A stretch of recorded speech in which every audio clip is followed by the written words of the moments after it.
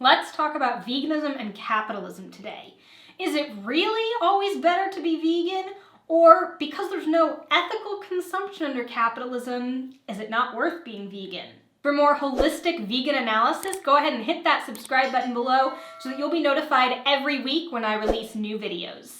Hi friends, Serena here. Welcome back to my channel, and for those of you who are new, I have been vegan since birth, and I teach people about veganism and empower people to live ethically and sustainably in our complicated world. Today I want to debunk this argument, there's no ethical consumption under capitalism, that a lot of non-vegans and even some leftist plant eaters bring up as sort of an excuse or reason that it's not worth going vegan because even as vegans, we're supporting unethical things in this capitalist society. Repeat after me. It is impossible to shop ethically in a capitalist society. Every time you buy something, you usually pay taxes on it. Those taxes can go to unethical things. You are being pretentious when you tell someone how to shop. Basically, the argument is that it doesn't matter whether or not we go vegan because the entire capitalist system is inherently unethical and all consumption under it is unethical. But this argument assumes that being vegan is just a boycott or a mode of ethical consumption similar to buying fair trade or boycotting Hobby Lobby or Chick-fil-A because of who owns them.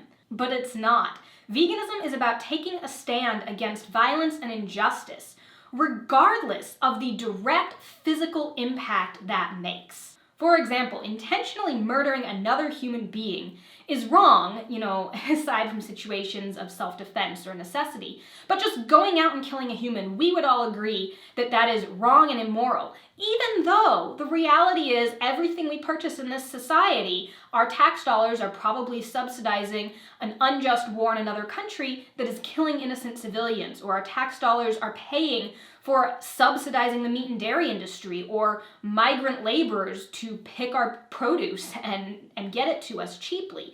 And yet, even with all of those other things happening, that doesn't absolve us of the decisions we make and the things that we do with our life. And murder is still wrong when we're intentionally doing it, even if the system is inherently unjust and supports things we don't like. And veganism is similar in this way. It is our way of taking a stand and making it a loud, clear, personal and political statement that we reject the objectification, commodification, property status, and torture and confinement and exploitation of sentient non-human animals. Of course, we hope that our choices will affect supply and demand, and in many ways they do, which we can see from the skyrocketing plant-based meat and dairy alternatives. Those are from the consumer demand. But that is only a tiny piece of veganism, especially in our capitalist society, where our tax dollars are absolutely going to things that are unethical, to bailing out the dairy industry, to subsidizing fast food and cheap meat and dairy. However, there are some critically important differences about animal exploitation under a capitalist society and human exploitation. And that difference is that across the world, most people regard humans as having fundamental rights. They're not always actually respected or given those rights, and many humans are still fighting for them, but we have like the Fundamental Declaration of Human Rights, where we've basically said we think humans should have the right to their life, the right to their body, the right to food and water and these sorts of things. We do not, as a society, in America or any other place, agree on that about non-human animals. Under this system, capitalism may exploit humans for wage labor. We can talk about the system of capitalism being fundamentally problematic. However, the difference is humans do not have property status in the vast majority of countries around the world, and non-human animals do. Non-human animals are viewed as chattel property, where they have literally no rights to their own body and life. So abolishing capitalism will not get rid of animal exploitation. Animals have been exploited and killed for their flesh and fur and milk and secretions before capitalism, during capitalism, in communism, in socialism, in every economic system and human society that has ever existed.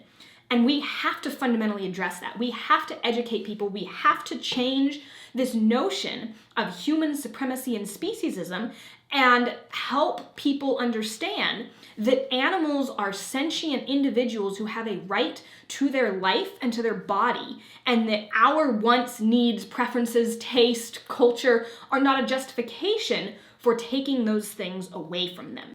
And furthermore, under capitalism, right, the other difference here is that industrial animal agriculture can never be inherently unexploitative. Plant agriculture, industrial or not, like there's nothing inherently problematic about breeding, raising, and producing plant products. Some systems exploit human workers in them, some systems are environmentally degradative, we can have better plant agriculture systems or worse.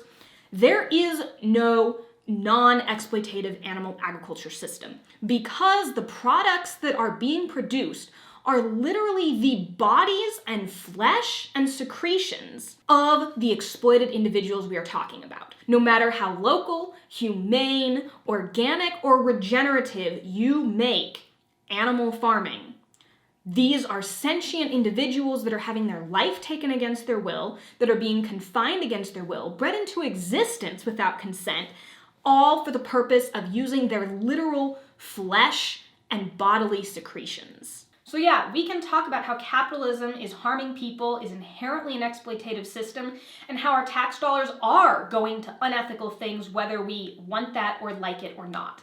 And we absolutely should work to change that and be speaking out about that as well. But that doesn't mean that veganism and going vegan aren't absolutely crucial to protect animals and create a just society. Every person who does take a stand for justice and nonviolence by living vegan and being anti-speciesist in their day-to-day life and every action and choice they make is helping us get closer to the world we want. It is helping us get closer to a vegan world that doesn't exploit animals or humans unnecessarily. Let me know in the comments below if you have heard this argument about capitalism and consumption before and how you'd respond. If you enjoyed this video, it would mean a lot to me if you would give it a big thumbs up and share it wherever people are sharing videos these days. And go ahead and check these videos out for some more information about speciesism and why I think a vegan world is coming, and possibly even more quickly than we realize. I'll see you next week.